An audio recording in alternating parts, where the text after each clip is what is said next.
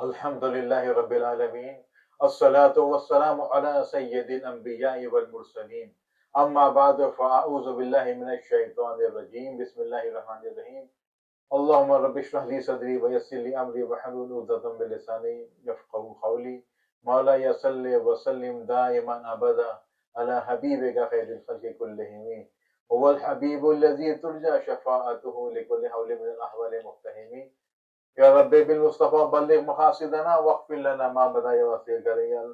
اللہ تعالیٰ کا کرم شکر احسان ہے کہ آج 18ویں پارے کے مضامین اور مختصر تفسیر کو سماعت کریں گے. اللہ تعالیٰ ہمیں حق کے ساتھ قرآن پڑھنے سمجھنے اور عمل کرنے والا بنائے. سورہ 18ویں پارے کی جو ابتدا ہو رہی ہے سورۃ المومنون سے ہو رہی ہے. سورۃ المومنون جو ہے وہ ہے مکی صورت ہے اور مصحف کے اعتبار سے 23ویں صورت ہے اور نزول کے اعتبار سے 74ویں صورت ہے. اس صورت میں مومنین کی پہلی آیت میں مذکور ہے. اس صورت کی ابتدا میں اسلامی پاکیزہ معاشرے کے قیام کے لیے ناگزیر مومنانہ صفات اور اخلاقی خصائل کا اعلان ذکر فرمایا ہے. اس صورت میں دلائل توحید، رد شرک اور تخلیق انسان کے مراحل اور پچھلی امتوں کی ہلاکت کے واقعات اللہ تعالیٰ نے بیان فرمائے ہیں. سورہ مومنون کی ابتدا جو ہو رہی ہے فَلَقَدْ أَفْلَحَ الْمُؤْمِنُونَ، بے شک مراد کو پہنچے ایمان والے، الَّذِينَ هُمْ فِي صَلَاتِهِمْ خَاشِعُونَ، اور جو اپنی نمازوں میں گر گراتے ہیں. یہاں سے لے کے آیت نمبر 11 تک اللہ تبارک و تعالیٰ نے مومنین کی صفات کو بیان فرمائی. کیا صفات بیان فرمائی ہیں؟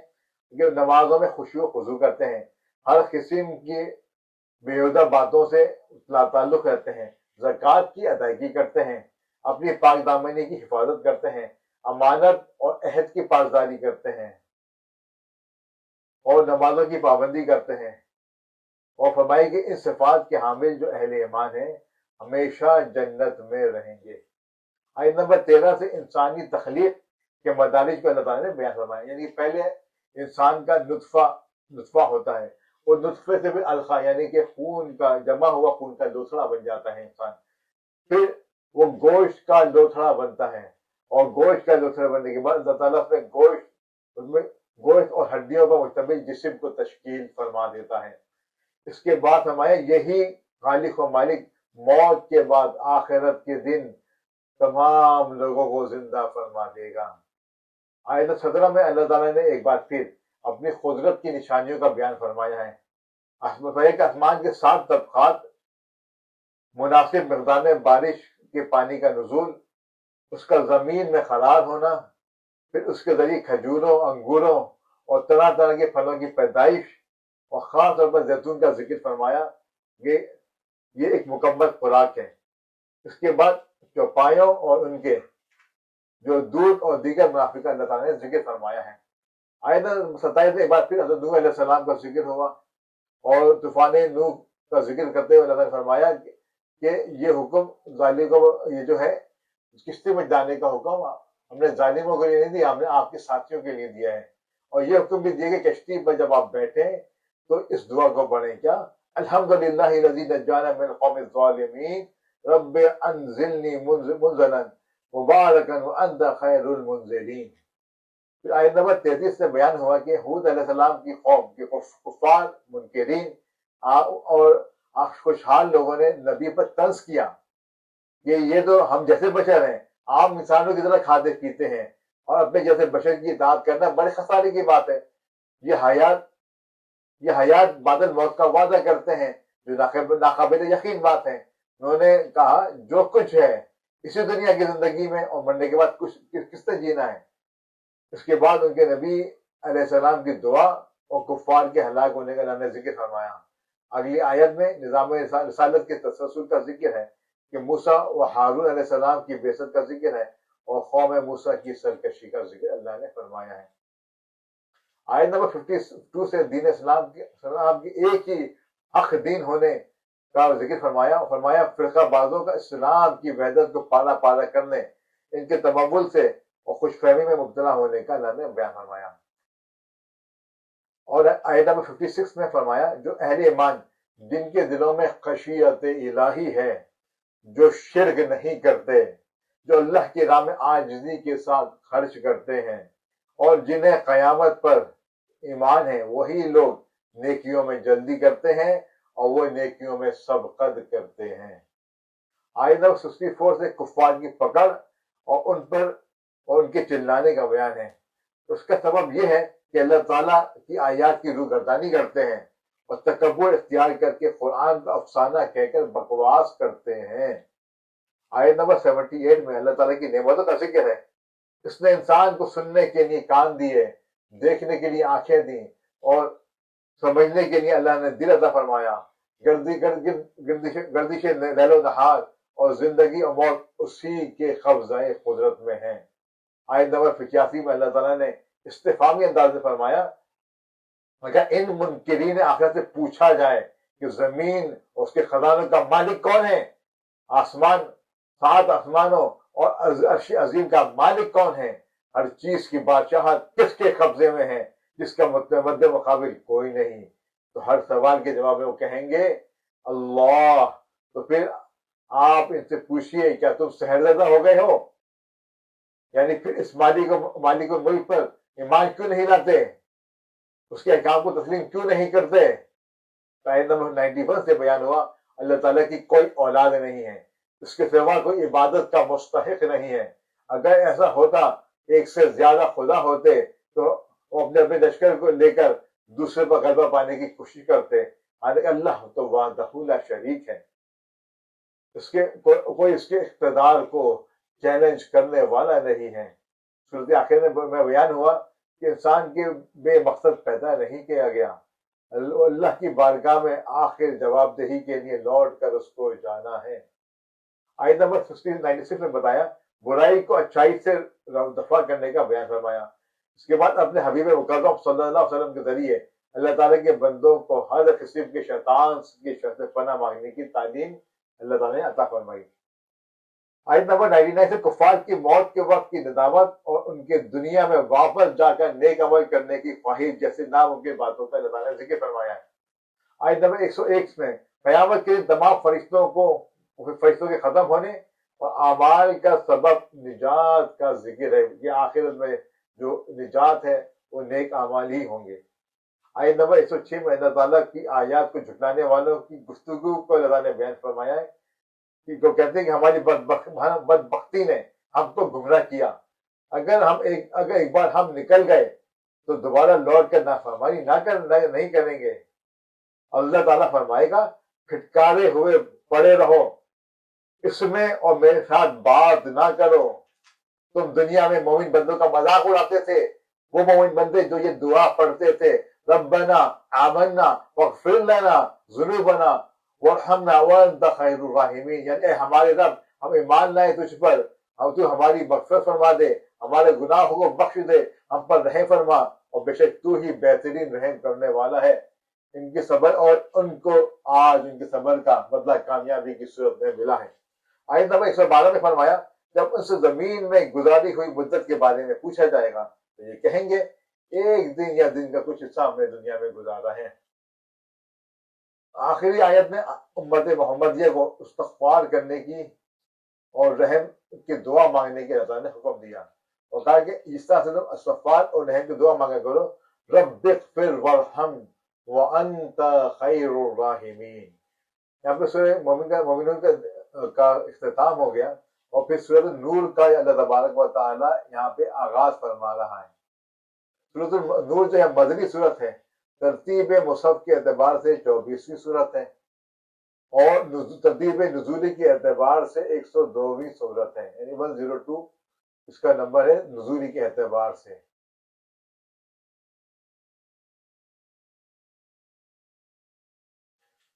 سورہ نور صورت میں جو اس ایک آیت میں نور کا ذکر اللہ نے فرمایا ہے، یا اس میں مفسرین نے فرمایا کہ یا یہ کہ اس صورت میں تمام انسانوں کے لیے تمدنی اور اجتماعی حیات کے اصول اور احکام منور اور روشن کر دیے گئے ہیں، اس لیے اس صورت کا نام سورۃ النور رکھا گیا۔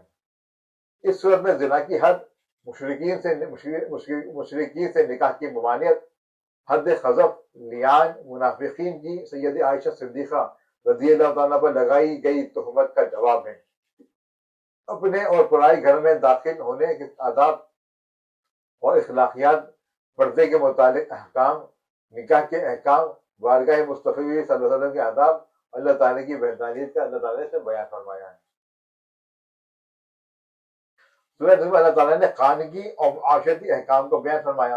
ابتدائی آیت میں اور صاحبان اقتدار اہل ایمان کو کہا گیا تمہیں اس سزا کے نفاذ میں ان پر رحم نہیں آنا چاہیے، تمہاری ایک جماعت اس سزا کے وقت، نفاذ کے وقت موجود یہاں پہ رہے۔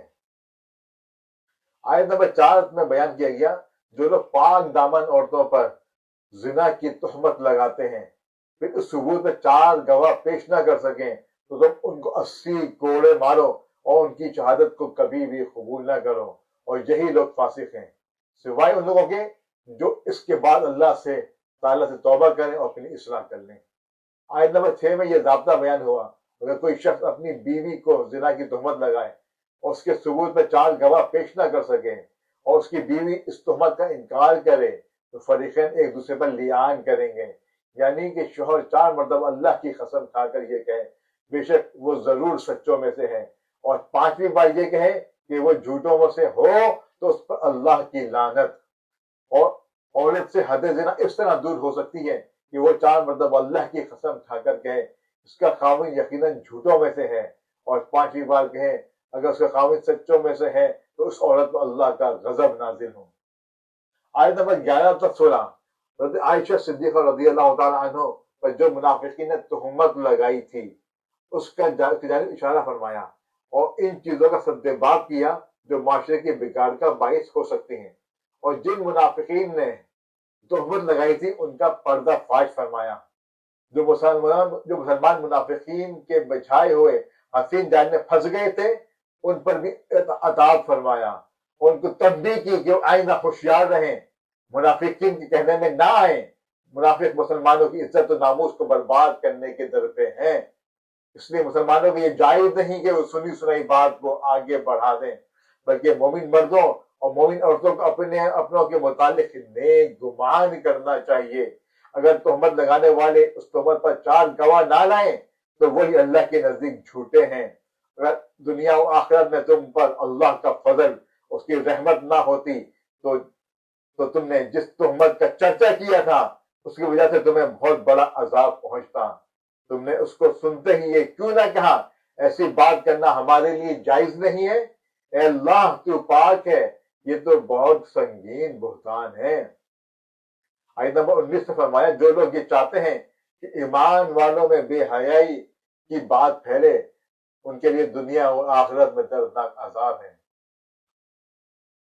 آیت نمبر 22 میں فرمایا رشتہ داروں اور مسکینوں کی دل آزاری کے سبب ان پر خرچ کرنے سے ہاتھ نہ روکو اور معاف کر دو اور ان کو درگزر کر دیا کرو۔ آیت نمبر 23 سے پاک دامن بے خبر ایمان والی عورتوں پر بدکاری کی تہمت لگانے والوں کے لیے دنیا اور آخرت میں لعنت اور بہت بڑے عذاب کا بیان ہوا ہے۔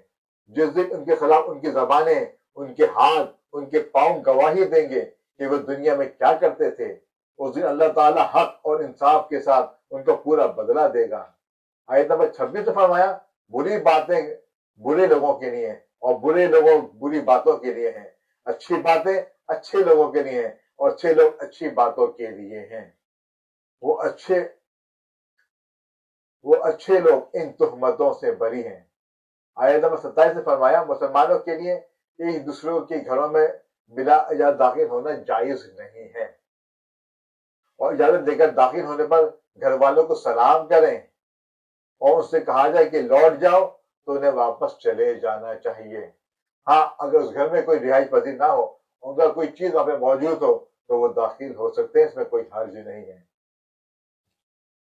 آیت نمبر 30 میں مسلمان مردوں کو یہ حکم ہوا کہ اپنی نگاہیں نیچی رکھیں، اپنی شرمگاہوں کی حفاظت کریں، اور اسی طرح مسلمان خواتین کو حکم دیا گیا کہ اپنی نگاہیں نیچی رکھیں، اپنی عصمت کی حفاظت کریں، اپنی زبائش کو ظاہر نہ کریں، اور جسم کے جس حصے کا پردہ ممکن نہ ہو جیسے ہاتھ اور پیر ان کے سوا باقی جسم کو ڈھانپ کر رکھیں، اور اپنے گریبانوں کو دوپٹوں سے چھپائے رکھیں، اپنے خاوند، محارم اور اپنے نوکروں اور کم عمر ناسمجھ بچوں کے سوا اپنے بناؤ سنگھار کو کسی کے سامنے ظاہر نہ کریں، اور زمین پر زور سے پاؤں مار کر ہرگز نہ چلیں کہ ان کی پوشیدہ زینت ظاہر ہو، اور ان تمام برائیوں سے اللہ تعالیٰ کی بارگاہ میں توبہ کرنے ہوئے کامیابی ہے۔ یہ فرمایا 32 سے فرمایا تم اپنے بے نکاح مردوں اور عورتوں کا نکاح کرو اور اپنے باصلاحیت غلاموں باندیوں کا، اگر وہ فقیر ہو تو اللہ ان کو اپنے فضل سے غنی کر دے گا۔ جو لوگ نکاح کی گنجائش نہیں رکھتے وہ اپنی عفت اور پاکیزگی برقرار رکھیں حتیٰ کہ اللہ انہیں اپنے فضل سے غنی کر دے۔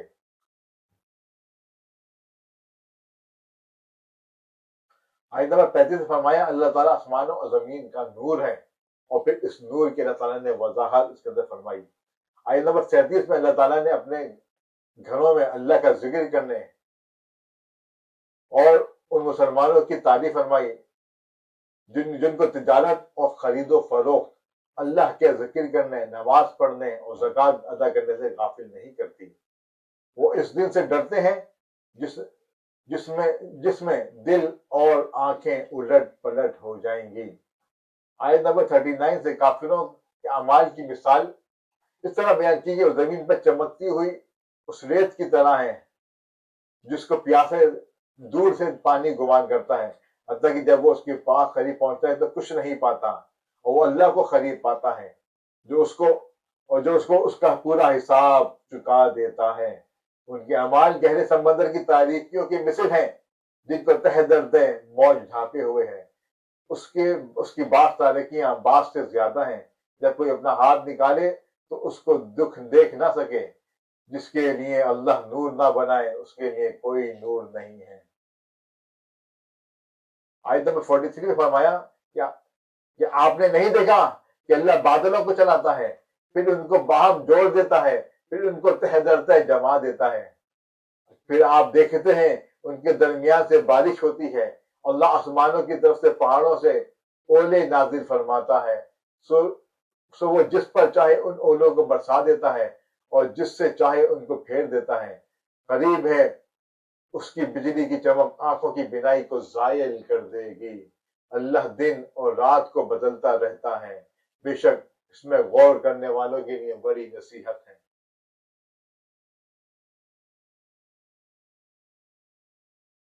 آیت نمبر 47 نے منافقین کی دوہری پالیسی کا اللہ تبارک و تعالیٰ نے ذکر فرمایا کہ وہ کہتے ہیں ہم اللہ اور اس کے رسول پر ایمان لائے اور ہم نے اللہ کی اطاعت کی، پھر جب انہیں اللہ اور اس کے رسول کی طرف دعوت دی جاتی ہے تاکہ وہ اس کے درمیان فیصلہ فرما دیں تو اس وقت ان میں سے ایک فریق اعراض کرنے والا ہوتا ہے۔